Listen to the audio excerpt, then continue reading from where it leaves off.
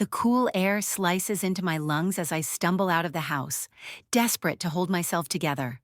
My heart feels like it's splintering inside my chest, breaking into jagged shards with every breath. I can't fall apart. Not here. Not in front of Ava. I wrap my arms around myself, swallowing the sobs clawing at my throat, forcing my legs to move across the yard. My eyes scan frantically for them, for the only steady thing in my life right now. I spot them at the far end of the garden. Dad's crouched beside Ava, pointing to something on the ground, speaking to her in that calm, patient voice he always used when Felix and I were little. Ava's giggling and starts to chase after a fallen leaf that the breeze is dragging across the grass. She loves him so much, his steady presence, his quiet strength. It's helping her more than I ever could right now. I swallow back the tightness in my throat, pasting on the bravest smile I can manage as I approach. Dad sees me first, his gaze meeting mine, soft with concern, with understanding that only a father can give. He stands slowly, his hand resting on Ava's shoulder. "Why don't you go grab that pretty leaf over there, sweetheart? See if you can catch it before the wind takes it." Ava giggles, chasing after the leaf without question, her world still full of wonder and innocent distractions. Dad turns to me, his face creased with worry, but I hold up a hand before he can speak. I push into his arms, burying my face into his chest, inhaling the familiar scent of aftershave and home. "Dad," I whisper hoarsely, "I'm so glad to see you're okay." He holds me tighter, one hand cradling the back of my head, grounding me the way only a father can. "I'm all right, sweetheart," he murmurs, voice low, steady. "But you," he pulls back, eyes searching mine. "You're far from okay." I try to wipe the tears from my face, but they keep coming, slipping past my defenses. My voice cracks. "I need to get out of here for a while, Dad, just to clear my head before I lose it completely." The words tumble out, rushed, heavy. "Can you watch Ava for me, please?" He nods without hesitation, his palm resting firm on my shoulder, that quiet, unspoken reassurance. But then his brow furrows and his hand doesn't drop. "Anna, why did you come here with Ava? Charlotte was meant to come alone." His voice is gentle but puzzled, concern woven deep. I swallow hard, knowing I can't avoid the truth. "I was with Charlotte when Felix sent her that WhatsApp message. She told me you were very sick, that Felix didn't want to worry me." I shake my head, disgusted. But I couldn't stay away. I insisted on coming with her. I needed to be sure. I never expected this. My father's jaw tightens, the familiar lines of his face creasing with the weight of what he now knows. "You came here out of love and walked into betrayal?" he says quietly, his words filled with something raw. I can't stop the sob that bubbles up. "I thought she was family. Dad, I treated her like a sister. Ava loves her so much." The pain cuts deeper, a fresh wound on top of too many others. Ava comes bounding back, her little hands cupping a crumpled leaf, holding it so preciously for her granddad. "Look, Mommy, I caught it before the wind blew it away." God, my baby, my sweet girl. I crouch quickly, scrubbing at my face to hide the worst of it. I reach out, smoothing her hair back, my fingers trembling. "It's beautiful, sweetheart." My voice trembles, but I force the words out. "Can you do something for me?" Ava's bright brown eyes meet mine, curious and trusting. "Okay, Mommy. I need to run a quick errand," I tell her, forcing another smile. "Just a little while, and I'll be back. Can you be good for Grandpa? Help him in the garden?" She hugs the leaf to her chest, nodding eagerly. "Okay." I press a lingering kiss to her forehead, breathing her in, her innocence, her warmth, the one thing that keeps me steady. As I stand, Dad catches my gaze again, softer now, like he knows I'm barely holding it together. "I've got her, Anna. Go. Do what you need to do."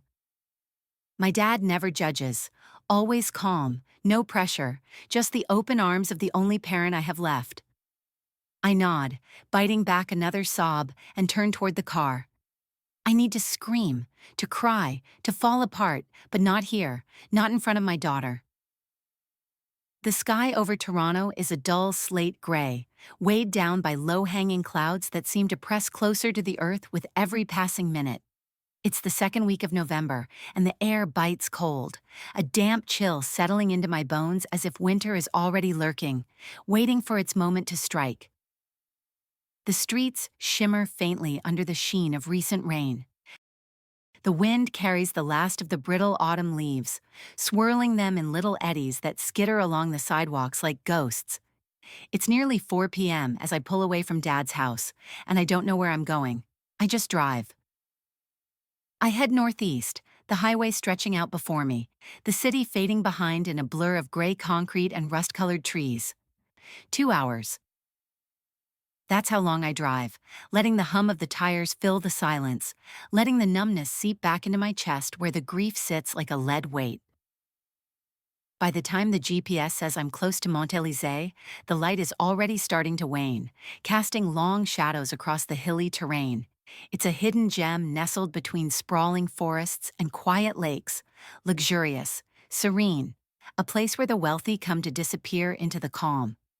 The landscape rolls gently, the hills dotted with pine trees and bursts of gold and amber, the last flickers of autumn fighting against the oncoming frost. The air smells of wet earth and pine needles, clean and sharp. I pull over near the edge of a sloping hill, where the ground rises up to meet the horizon. Below, a glistening lake mirrors the moody sky, the water rippling gently as if stirred by the same ache in my chest. There's a small path leading up the hill, winding between the rocks and tufts of grass that haven't yet surrendered to the cold. It's too beautiful here, too peaceful.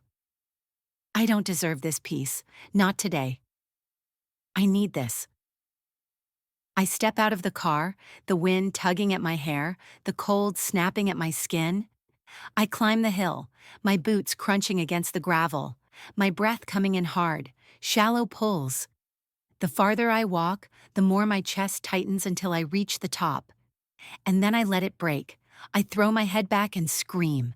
It rips out of me, raw and hoarse. The kind of scream that feels like it will tear my throat to shreds. The kind of scream that should split the sky. I scream again and again until the tears come, ugly and gasping, my sobs echoing into the vastness. The wind carries my pain out over the lake, into the hills, scattering it like the dead leaves at my feet. My husband and my sister-in-law are having an affair. I can't believe I trusted her. I welcomed her into my life like a sister. How did she do this to me, to Felix? I feel sick thinking about it, thinking about the way I envied their love, the way I told myself that if love could be real for anyone, it was them. Is love even real? Or is it just something we tell ourselves to feel safe for a little while before it all falls apart? I pull over near the edge of a sloping hill, where the ground rises up to meet the horizon. Below, a glistening lake mirrors the moody sky, the water rippling gently as if stirred by the same ache in my chest. There's a small path leading up the hill, winding between the rocks and tufts of grass that haven't yet surrendered to the cold. It's too beautiful here, too peaceful. I don't deserve this peace, not today. I need this. I step out of the car, the wind tugging at my hair, the cold snapping at my skin. I climb the hill, my boots crunching against the gravel, my breath coming in hard, shallow pulls. The farther I walk, the more my chest tightens until I reach the top. And then I let it break. I throw my head back and scream. It rips out of me, raw and hoarse, the kind of scream that feels like it will tear my throat to shreds, the kind of scream that should split the sky. I scream again and again until the tears come, ugly and gasping, my sobs echoing into the vastness. The wind carries my pain out over the lake, into the hills, scattering it like the dead leaves at my feet. My husband and my sister-in-law are having an affair. I can't believe I trusted her. I welcomed her into my life like a sister. How did she do this to me? To Felix? I feel sick thinking about it, thinking about the way I envied their love, the way I told myself that if love could be real for anyone, it was them. Is love even real? Or is it just something we tell ourselves to feel safe for a little while before it all falls apart? Are you okay? The voice is low, concerned, startling me enough that I snap my head up.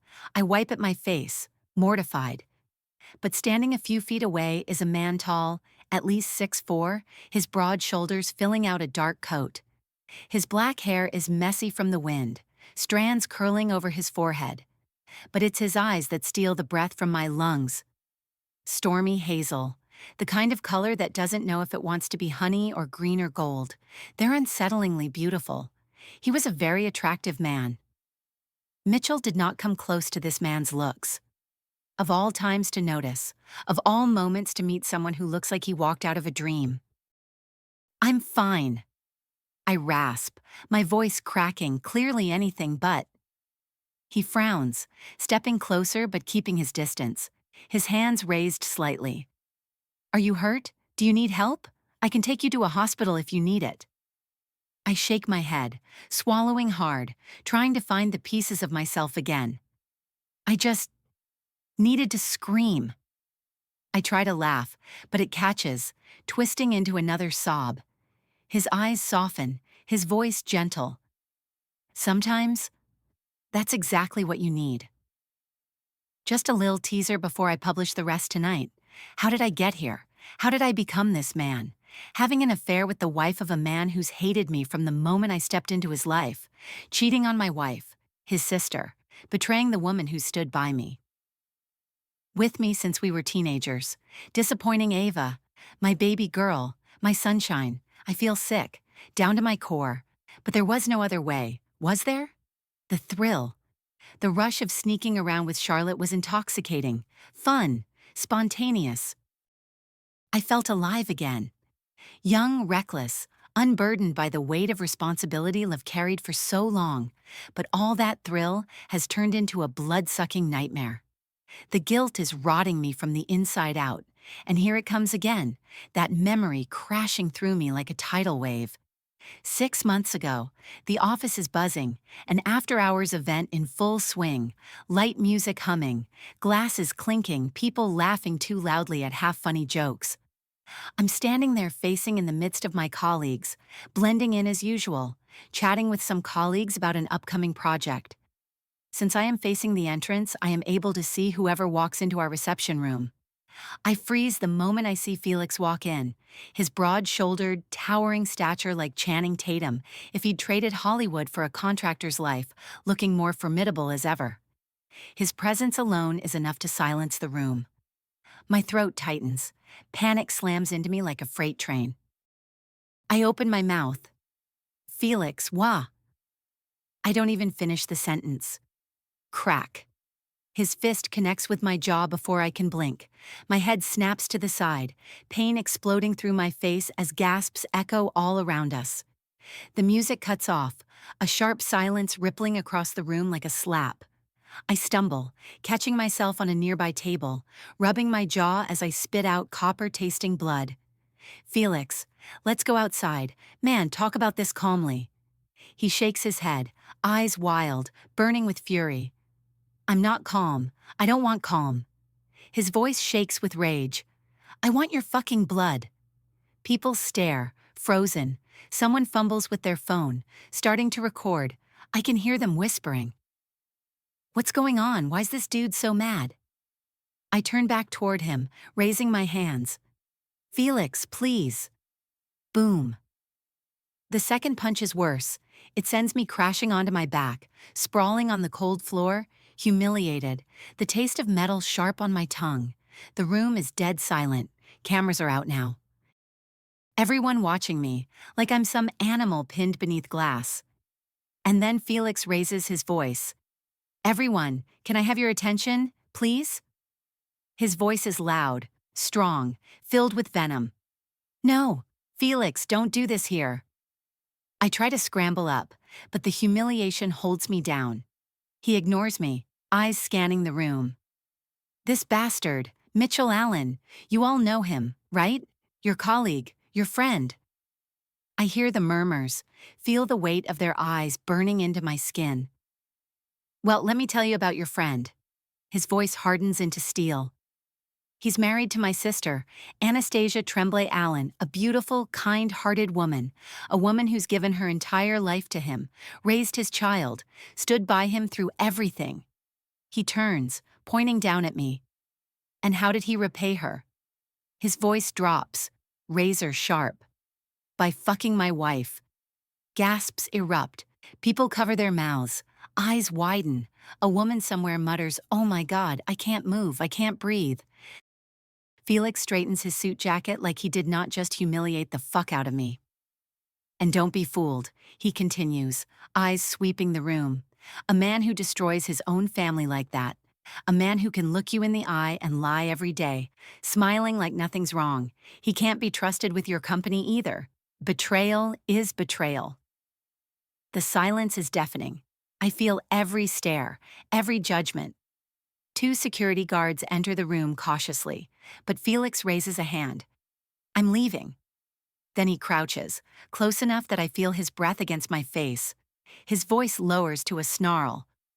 I will ruin you, Mitchell Allen. You fucked with the wrong family. His glare is pure hatred. I will make sure you never ever work in this city again. Then, standing tall, he apologizes to the crowd, smoothing his jacket like a goddamn Terminator. Sorry for the disruption. Everyone, enjoy the rest of your evening. And he walks away the same way he came in, as if he had not just chaos. The room is dead quiet. I see the disappointment on my colleagues' faces. I catch my boss's expression, disgusted, shaking his head like he expected better from me. Then his voice cuts through the room. Alan, my office, now. He turns, not even sparing me another glance. And I lay there, knowing my life is falling apart. I don't exactly know what Elle expected would happen that night when Anna confronted me about the panties. Maybe I thought she'd scream, maybe beg, definitely cry. That's what I had braced myself for, rubbing my hands over my face like a man preparing for battle, even though I had been taken by surprise with the confrontation. Was ready for the tears, the begging, and the pleading. Anna, the woman I've known since she was a teenager, has always been soft and gentle with me. She never raised her voice, never challenged me too much, never gave me more than I could handle. I was the only one she'd ever been with her first in everything, so I thought I had her figured out. But that night, when she held up Charlotte's panties between her fingers like they were something filthy, something contaminated, and asked me, calmly, too calmly, whose they were, I panicked and admitted the truth, that it was serious. Not the, I'm leaving you for her kind of serious, but the, I've fucked up big time, and it's serious because of who I'm having an affair with kind of serious. I thought I'd see her crumble. But she didn't. Instead, she just stood there. Her eyes, they cut right through me. There was no softness there, no pain I could fix. She looked at me like I was a cockroach she wanted to squash under her heel and twist it until it was completely smashed. The old Anna who clung to me like I was her world. I could have handled, hell, I'd learned how to play her like a violin. I knew how to soothe her, how to wrap her back up in comfort, to make her feel like we'd be okay. But this Anna, the one with steel in her voice, ice in her eyes, I didn't know who the fuck she was. And for the first time, I was scared. I didn't expect her to move out. I didn't expect her to pack up Ava and leave like I was just nothing. But that wasn't the worst of it. 6 months ago, when Charlotte told me Anna was planning on divorcing me, I felt I could win her back, convince her that I was sorry and that it won't happen again. We would work through it for Ava, but the moment it all unraveled, the moment Felix found out, my whole life came crashing down like a fucking house of cards.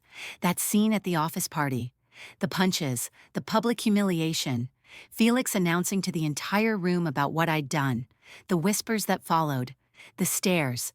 I ended getting suspended without pay for 3 months. The company said the scandal needed to die down before they could even consider taking me back. I thought it was temporary.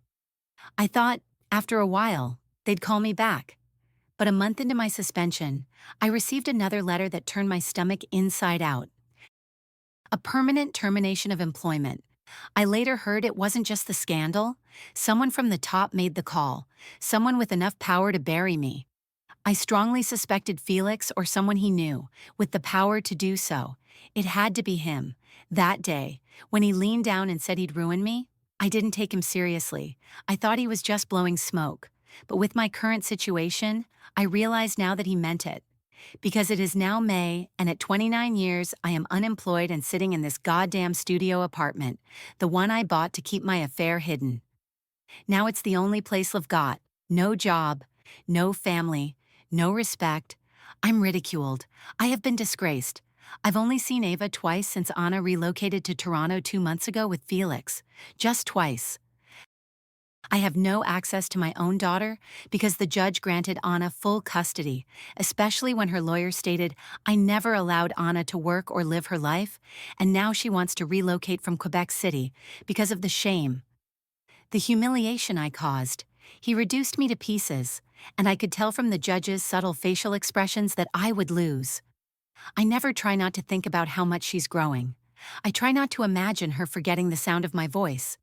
But every night, when this place gets too quiet, I think about her. Her giggles when I'd walk through the door, the way she'd run at me, yelling "Daddy" like I was her hero. Movie nights, the three of us curled up on the couch, family dinners, Anna laughing, Ava making faces at her vegetables. That was my life. That was everything. I threw it away for the thrill, the escape, the idea that maybe I was missing something out there. I got caught up in chasing freedom, forgetting the life I had built, the people who mattered most. Now, standing in the wreckage of it all, I see it so clearly. I had everything: a home filled with love, a wife who stood by me through every high and low, a daughter whose laughter made every hard day worth it. Till today, I still can't believe it.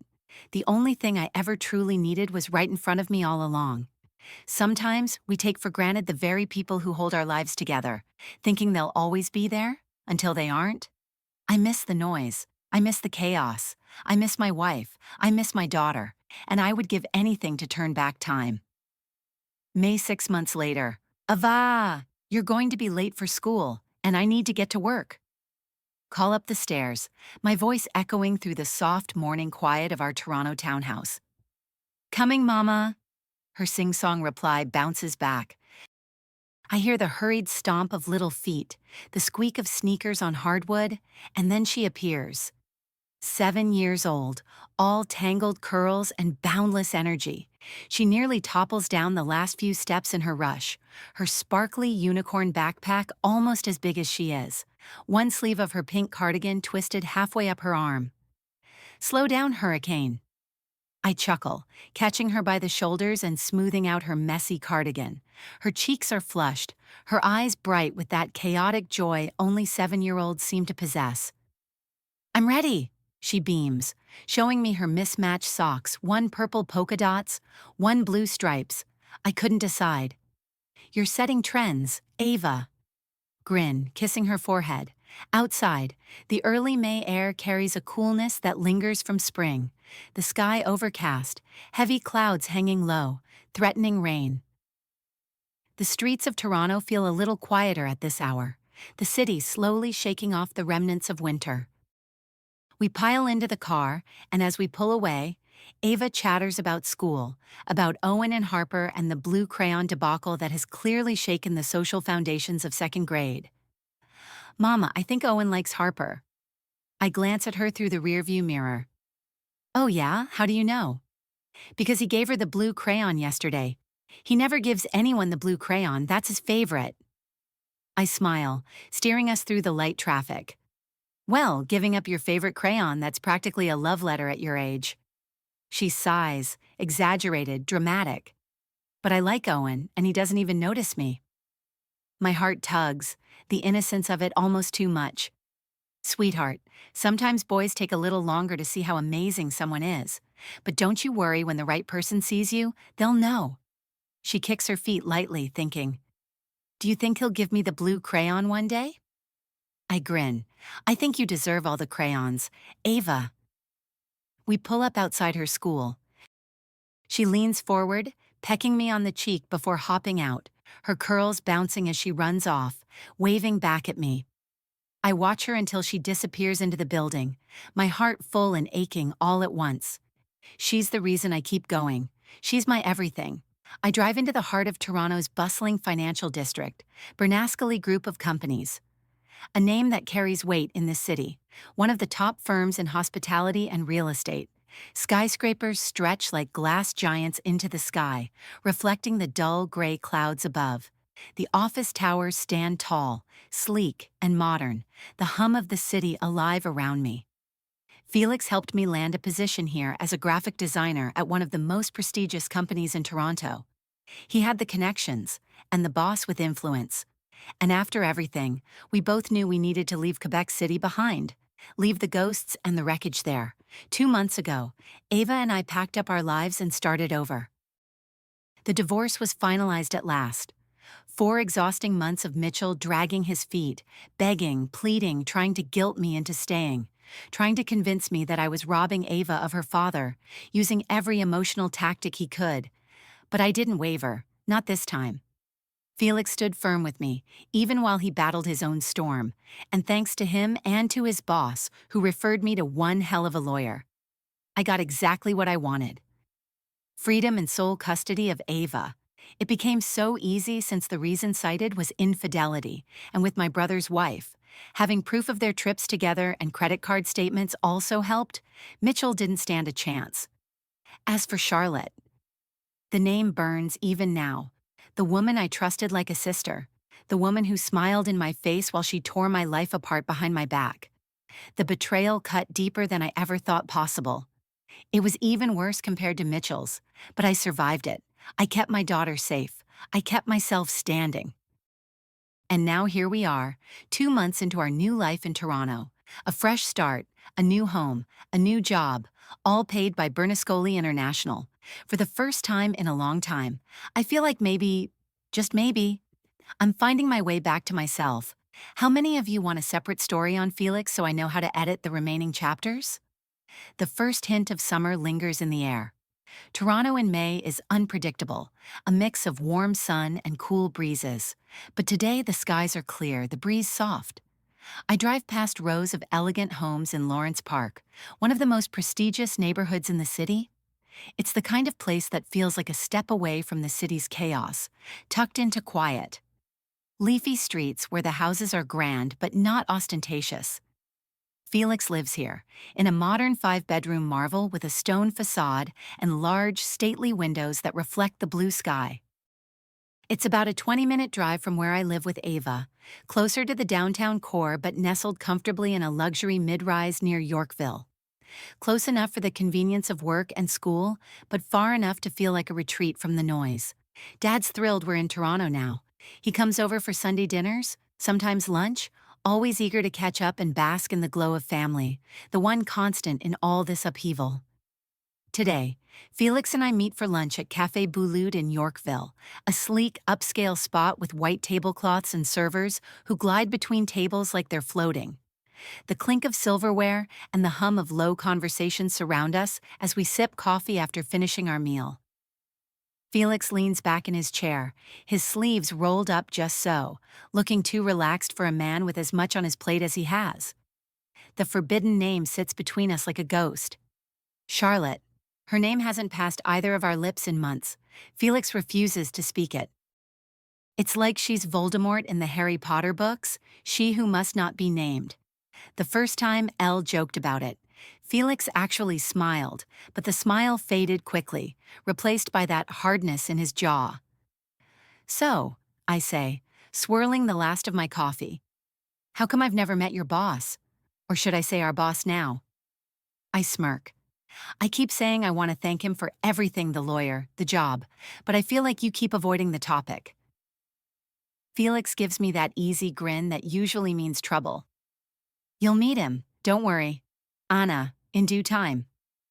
I narrow my eyes. You've been saying that for months. What's the big mystery? He shrugs like it's no big deal, but something flickers behind his green eyes. I know my brother long enough to catch the subtle shifts, and this feels like he's hiding something, but I let it go. For now. Speaking of work, I add, leaning forward. Do you know what happened to Ethan? Felix raises an eyebrow. Ethan. Yeah, the guy in marketing I told you about who kept hitting on me. I'll roll my eyes, heat rising in my cheeks at the memory. Wouldn't leave me alone, remember? He kept sending me these cheesy quotes and emails and accidentally bumping into me at the coffee machine every morning. It was so awkward. Felix snorts, lifting his coffee to his lips. Yeah, I hope you told him you're allergic to cringy men. One laugh. I should have. But get this one day, he's pestering me about getting drinks after work, and the next week, gone. Transferred to the Beijing branch, just like that. Felix grins, a little too knowingly. Maybe he really needed a change of scenery. I narrow my eyes again. Come on, you know something. I honestly thought you caused the transfer because I complained. Wasn't me.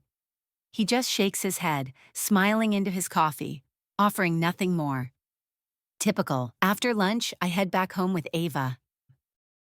The sun is lower now, casting soft shadows along the tree-lined street as we pull into the driveway of our building.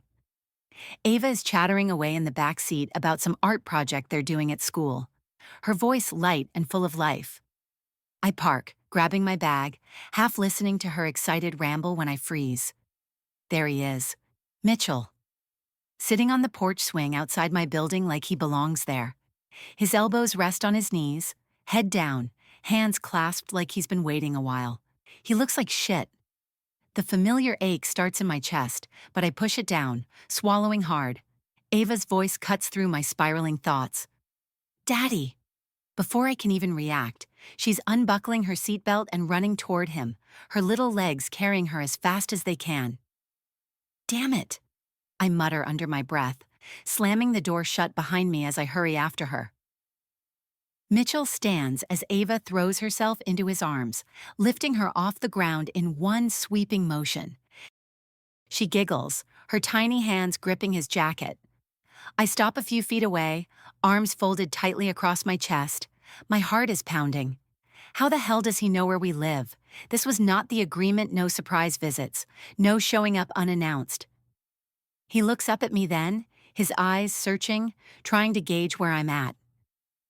I just wanted to see her and speak to you about something important, he says, his voice rough. I clench my jaw, biting back the words I want to say.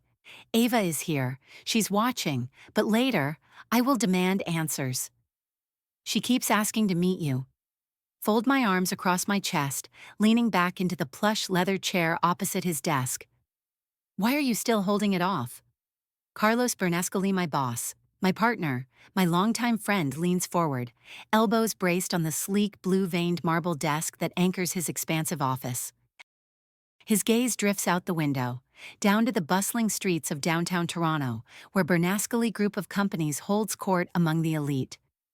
He sighs, a heavy sound that fills the room. I want her to heal first. His deep voice manages to miraculously soften, laced with something deeper, something almost reverent. I loved her when she was married to that prick, and I'll continue to love your sister. Even if it's from a distance. I exhale hard, dragging my hands through my hair in frustration. His office, with its impeccable blue and white decor, polished steel accents, and panoramic views of the Toronto skyline, should be calming, but it only amplifies the weight pressing on my chest. Yeah, but she keeps asking, man, I mutter. And I know I warned you to stay away from her back then when she was only 16, which honestly regret. You have no idea how much. But if I had known that asshole Mitchell was worming his way into her heart, I would have given you the green light. Carlos turns his head toward me, his sharp hazel green eyes flickering with a glimmer of understanding. Eyes like liquid gold when the light hits them, just right, hard to read, hard to forget. You were protective of her, Felix. I get it, he says evenly. She was young, and you've always been the big brother ready to knock heads for her. I scrub my face, the guilt gnawing at me from the inside. Yeah, but I disappointed her twice. Once, by letting Mitchell into her life. By not doing more, not stopping it. And again, by bringing that homewrecker into our family circle. My jaw clenches as the familiar wave of shame crashes over me.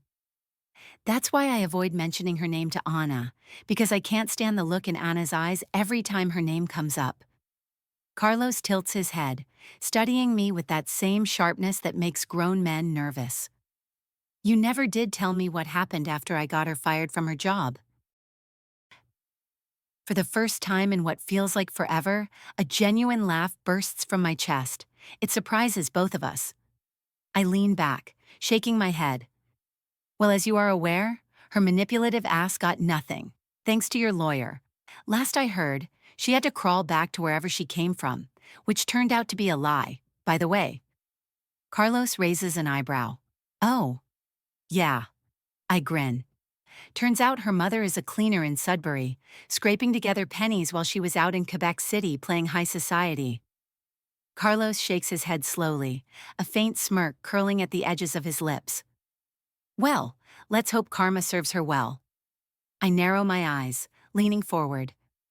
But you, my friend, you can't keep dragging this out with Anna. You need to tell her, sooner rather than later. His eyes flash, that molten gold color flaring like the sun breaking through a storm. I'm not losing her to another man, Felix. That would never happen. I burst into laughter again, shaking my head. Aha! So it was you who got her admirer transferred to the Shanghai or Beijing branch. I can't remember which branch she mentioned. Carlos doesn't even flinch. He just leans back in his chair, folding his arms across that broad chest, his expression as serious as death. Darn right it was. The man was getting on my last nerve, making advances, hovering like a lovesick puppy. I gave him a warning polite, of course.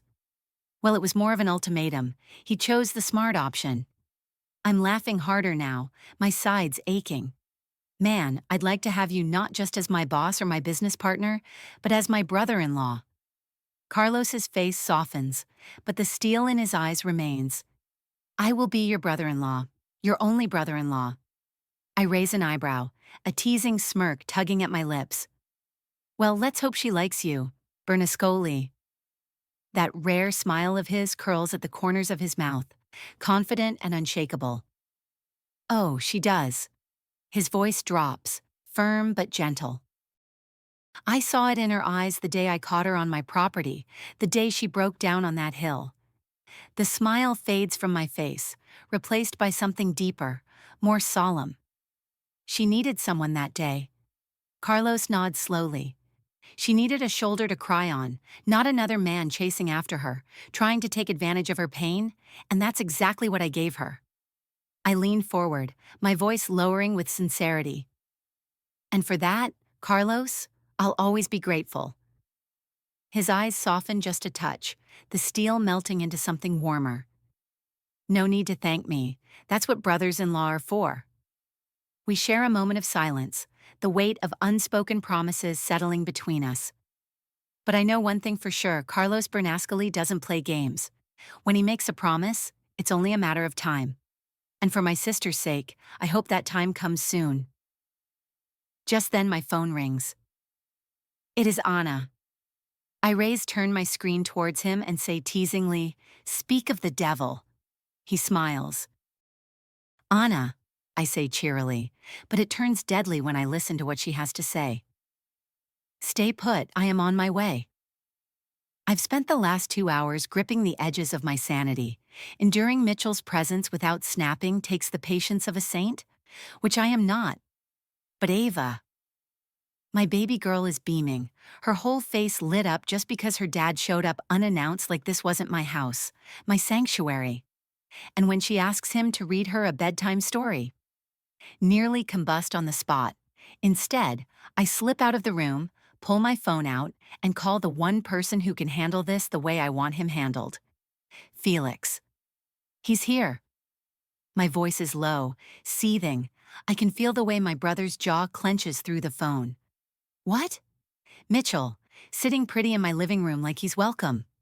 Stay put, Felix bites out. I am on my way, and Anna, just go with the flow with whatever happens. He does not wait for me to ask what he means by that and hangs up. The thought of Felix coming over to set Mitchell straight gives me this secretly thrilling excitement. The anticipation alone is enough to soothe my frayed nerves. I can almost hear the storm brewing in Felix's chest. Mitchell walks out of Ava's room, that satisfied, almost smug smile tugging at his lips like he's just won something. His eyes meet mine, soft, almost hopeful. He walks towards me like he's expecting, what, a hug? A kiss? I lift my hand, palm up, halting him mid-step. His face falls, and for a second, that crack in his facade is enough to remind me why I loved him once. But just as quick, the disgust bubbles back up. You did this. You don't get to waltz in here and play happy family?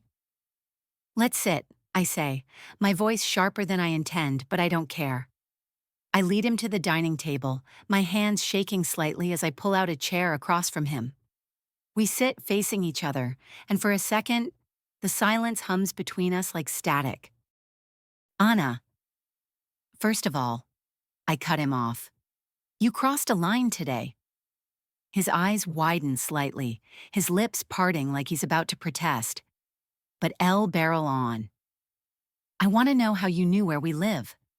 The agreement is that you visit Ava at Dad's, and she spends part of her holidays with you. You don't get to show up here like this. His shoulders sag, the weight of his so-called remorse plastered all over his face. I can't tell if it's real or just another act. Either way, I'm not buying it. I asked Ava for your address last time, he admits, his voice soft, like that's supposed to make it better. In case of an emergency. The nerve. My jaw tightens. You manipulated our daughter, I hiss. You used her. His eyes well up, and for a brief second I wonder if I've pushed too far, but then I remember who I'm dealing with. Anna. He breathes, leaning forward. Please.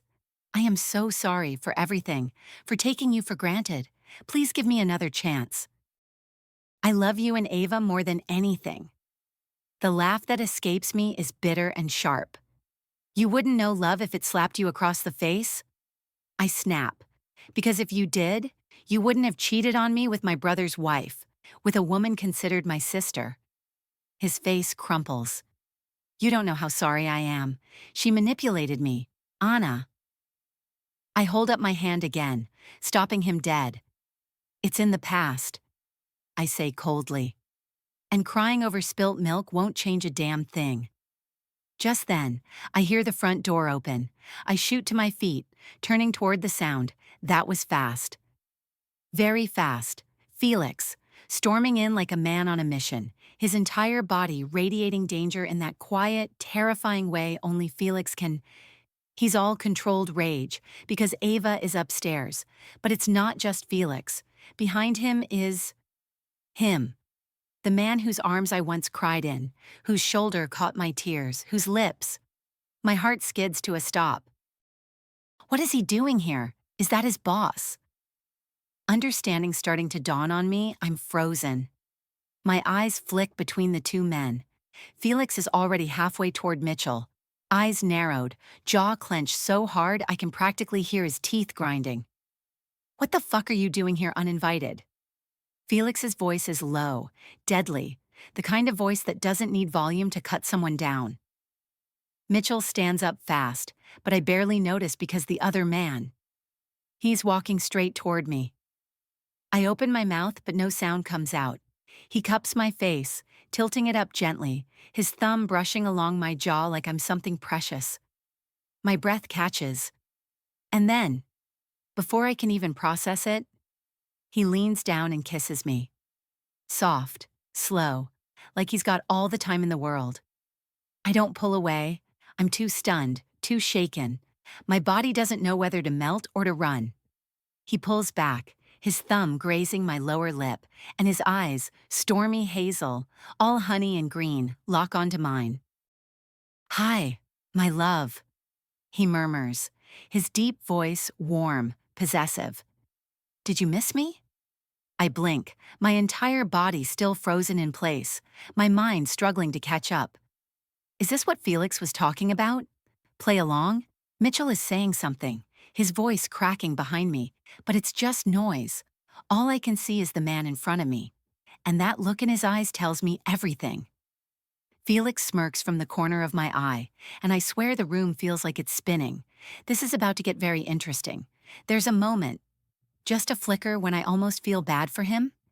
Almost. Mitchell Allen stands there, jaw twitching, eyes wild, like a caged animal realizing the door is never going to open again. He's trapped, outplayed, outclassed, and it's only just sinking in. I keep my hand resting on Anna's waist, feeling the slight tremble of her body against mine. She is still speechless. She's not used to this, not yet. But she will be. I've waited years for this. Watching her from afar, keeping a safe distance, respecting the storm she was living through, never crossing the line. Until tonight. I tilt her chin back toward me gently, making sure she feels steady. God, she's beautiful. Even with the confusion in her beautiful green eyes, even with her world spinning, especially with her world spinning, Mitchell's still gaping like a fish out of water. His voice cracks as he spits out, "Who the hell are you?" I'll arch a brow, but Felix beats me to it. "Oh, you'll love this part," Felix says, folding his arms, grinning like a lion about to devour a gazelle. "I'm Carlos Bernascoli," I say smoothly, watching the recognition dawn on Mitchell's face like a slow-acting poison. Mitchell blinks. "Bernascoli, as in, yeah, that Bernascoli." Felix finishes for him, practically vibrating with satisfaction. Mitchell's shoulders square up like he thinks he's still got fight left in him. "So what? You're her new little boyfriend?"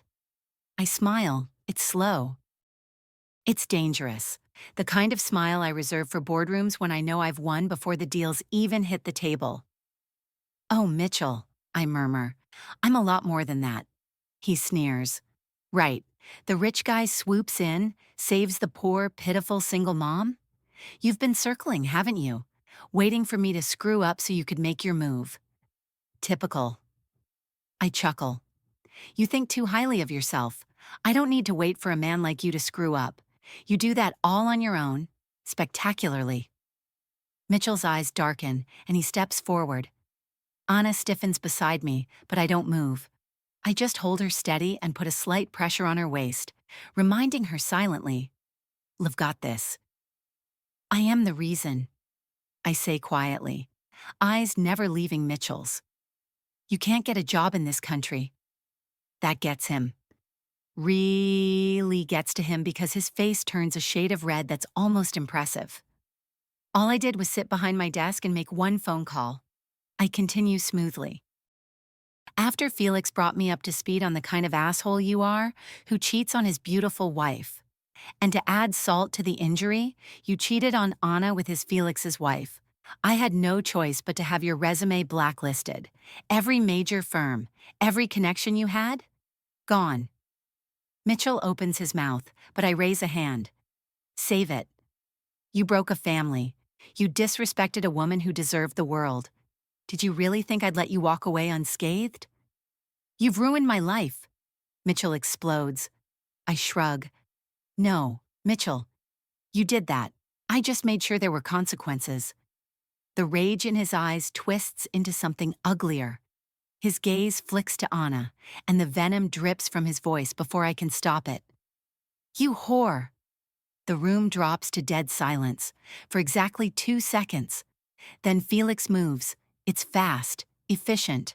1 second Mitchell's standing there, chest puffed out, and the next, Felix's fist cracks across his jaw so hard I feel the thud vibrate through the air.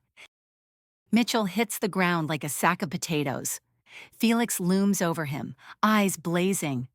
"Say it again," he snarls. "I dare you." 6 Mitchell groans, clutching his jaw, but wisely keeps his mouth shut.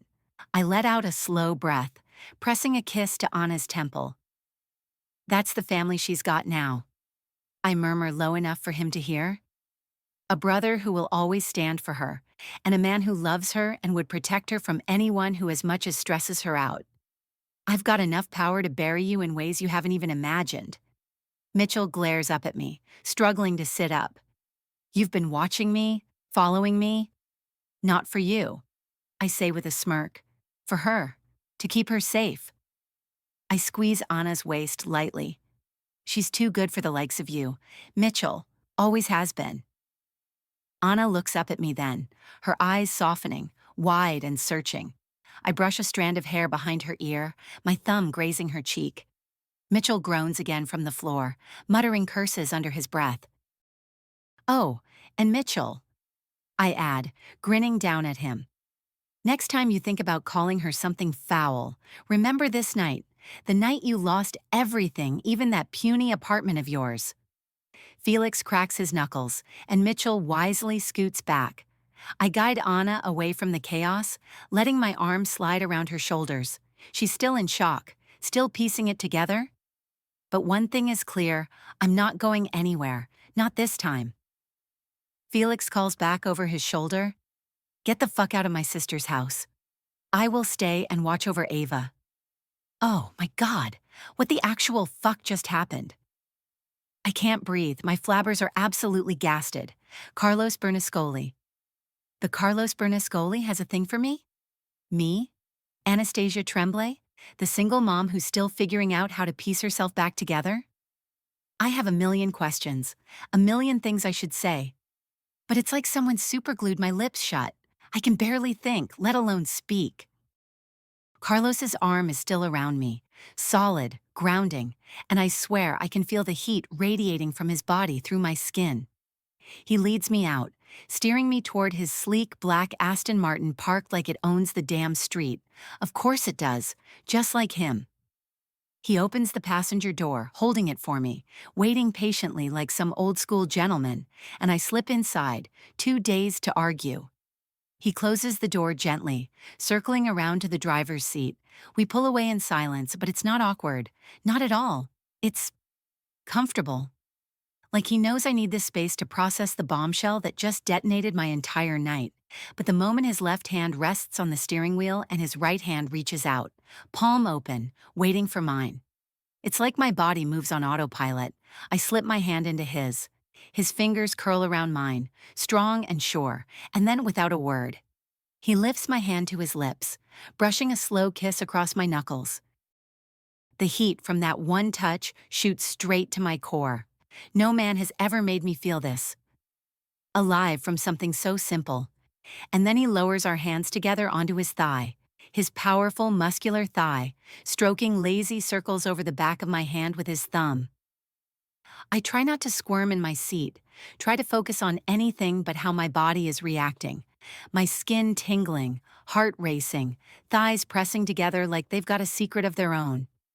My mind conjures up all kinds of naughty thoughts about where this could lead if I let it, about his hands on more than just my hand. And damn, I need to get a grip, focus, Anna, but I can't. The car slows as we turn into an exclusive enclave in Toronto, one I've only heard whispered about. The bridle path, where billionaires, celebrities, and old money build their palatial estates, tucked behind wrought iron gates and endless hedges. And then I see it, his home. Calling it a house feels criminal. It's a modern fortress, sprawling and majestic, with sleek black stone and glass that glints like crystal under the moonlight. A driveway lined with manicured hedges, the kind that says, "You're not just wealthy, you're untouchable." Carlos parks effortlessly, stepping out and opening my door before I can even unbuckle my seatbelt. He offers his hand again, and I take it. Because what else can I do?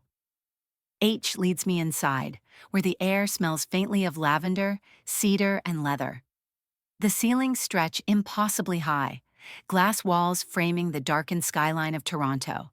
Clean lines, marble floors, a space designed to impress, but it feels warm, lived in.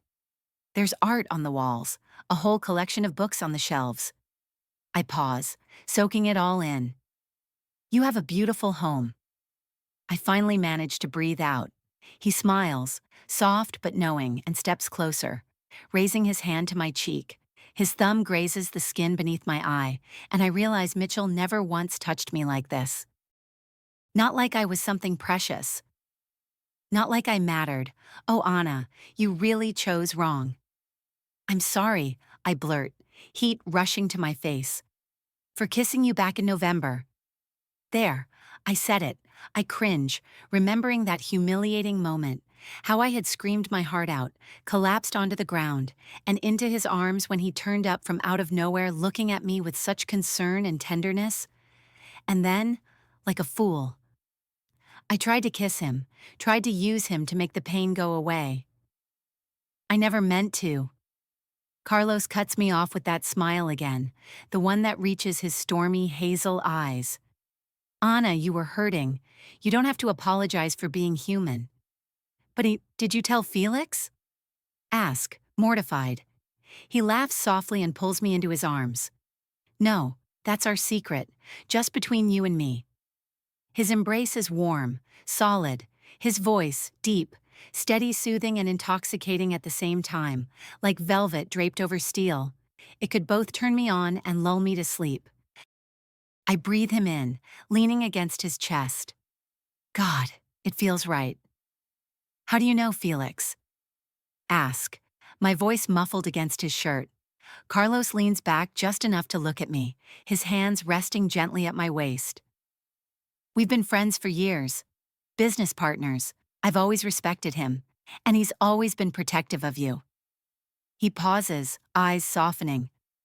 But I've loved you from afar. Anna, long before any of this happened. I swallow hard. People only value what others think is valuable, he murmurs, tucking a stray lock of hair behind my ear. But I saw you from the start. I saw your strength, your kindness, your fire, and I valued you for you. Tears prick at my eyes, but this time, they aren't from heartbreak. I have so many questions, but there is time. So where do we go from here? I whisper. Carlos smiles, tender and sure, and leans down, pressing a soft kiss to my forehead.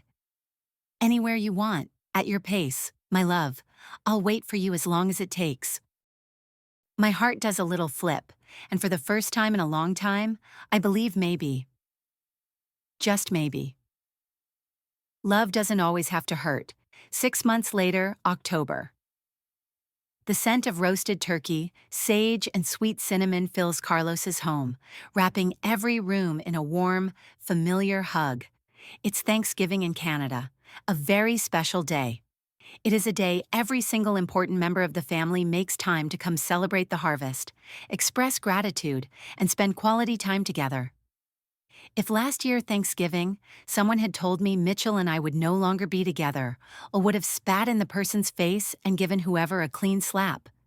Carlos's house is alive with laughter, the clinking of glasses, and the sound of Ava's giggles floating through the air like music. His home, usually elegant and sleek, has been softened by the touch of the holiday. Pumpkins of all sizes line the entrance, their orange and cream tones glowing under the soft flicker of candlelight. A garland of autumn leaves stretches across the mantelpiece, woven between little glass lanterns that flicker like fireflies. The dining table, long enough to seat a small army, is covered in a cream linen cloth, laid with polished silverware and crystal glasses that shimmer under the chandelier's soft glow. I'm seated on one of the deep, plush sofas, a glass of wine in hand, watching my family. Old and new come together. Ava is seated cross-legged on the floor with Carlos's sister, Martina, helping her 2 little boys. Thomas and Luca build a turkey out of construction paper. Carlos's aunt, Mariana, is deep in conversation with my dad at the far end of the room, and if the sparkle in his eyes is anything to go by, I'd say they've hit it off more than just a little. I smile. I haven't seen him this relaxed, this happy, ever since Mum passed away many years ago. The kitchen island is overflowing with a feast roast turkey, its golden skin glistening under the lights, surrounded by bowls of creamy mashed potatoes, tangy cranberry sauce, stuffing packed with herbs, and roasted Brussels sprouts tossed with maple-glazed pecans. There's even a pot of Carlos's family's traditional Argentine chimichurri, sitting next to a platter of grilled vegetables. It's Thanksgiving with a twist Canadian warmth with a touch of Argentine flair. Carlos walks in from the kitchen, sleeves rolled up, a towel slung over his shoulder. He catches my eye, and for a second, I forget anyone else is here. He winks, and that flutter in my chest I felt the first time he kissed me still hasn't gone away. 6 months. Feels like an eternity. It's been 6 months since Mitchell was forced to leave Canada. He met Ava one last time at my dad's house to say goodbye. He apologized, tried to offer some sort of explanation, but I stopped him with a shake of my head. Save it, I told him softly. Focus on being a good father from where you are. I kept my promise to Ava, though she stays in touch with her dad, video calls him on Sundays, sends him pictures of her art projects. She doesn't need to know the full weight of adult betrayals yet. Her world is simple, her heart is pure. Mitchell landed a job as a customer service rep at a marketing firm in Georgia. He seems to be rebuilding. And as for Charlotte, word has it she's pregnant, abandoned by the man she tried to trap next, and now working as a cleaner with her mother to make ends meet. Karma has a way of circling back. I'm surrounded by everything ever wanted. Family, love, peace. Mitchell caged me, but Carlos is spreading my wings and I am soaring. Carlos and I officially started dating 2 months ago.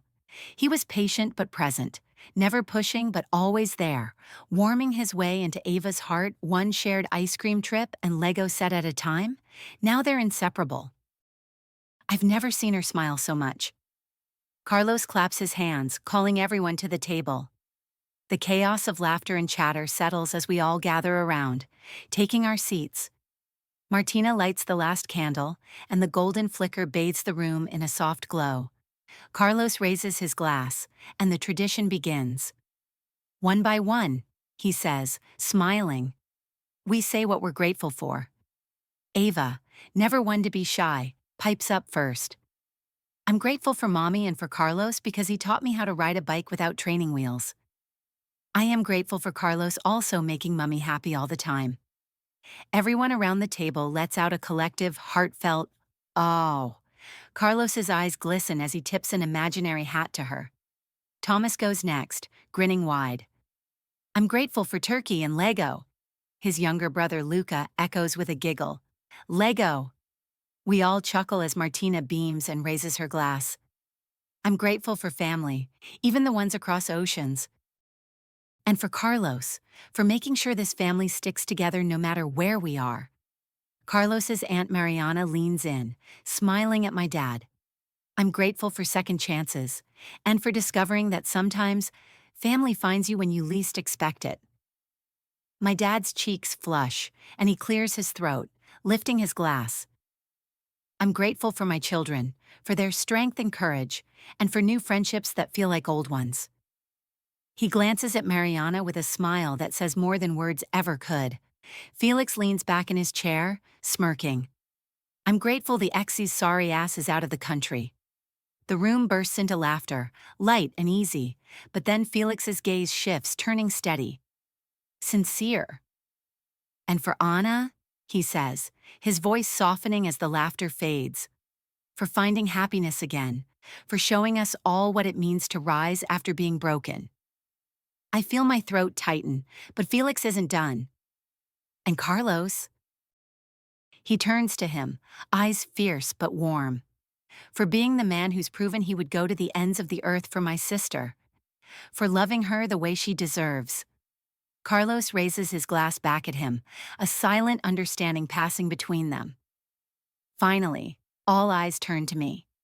The weight of their love, their presence, settles on my shoulders like a warm blanket. I'm grateful for new beginnings. I say softly, my voice thick with emotion.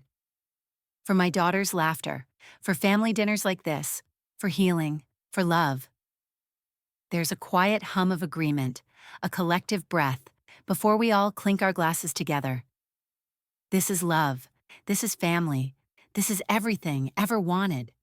It's been 2 years since everything changed, 2 years since heartbreak made way for healing, since pain cracked open space for joy, 2 years since I stood at Carlos's side, not knowing the life we were about to build, the love that would bloom between us so quietly, so steadily. Today, our home hums with life. Ava's giggles echo down the hallways as she and Carlos chase each other through the backyard, their laughter mingling with the scent of fresh-baked bread from the kitchen. My dad, now hilariously smitten with Carlos's aunt, is planning their next cruise. Love has become this messy, imperfect, but ours. Felix has been Felix, stoic, protective, overbearing when he wants to be, but with the softest center when it comes to Ava and me. He's thrown himself into his work since everything went down, taking on bigger projects, landing contracts that stretch across Canada and the States. The man doesn't stop. Which brings us to this. From Boston to Toronto, Felix stands in the middle of Toronto Pearson International Airport, glaring at the woman in front of him like she's the reason his flight got delayed 3 hours, which, technically, she is. "You elbowed me in the ribs," he snaps, rubbing his side like he's been mortally wounded. The woman, a red-haired bombshell with emerald green eyes and a fierce scowl, crosses her arms, hips cocked like she's entered into a cage fight up against him.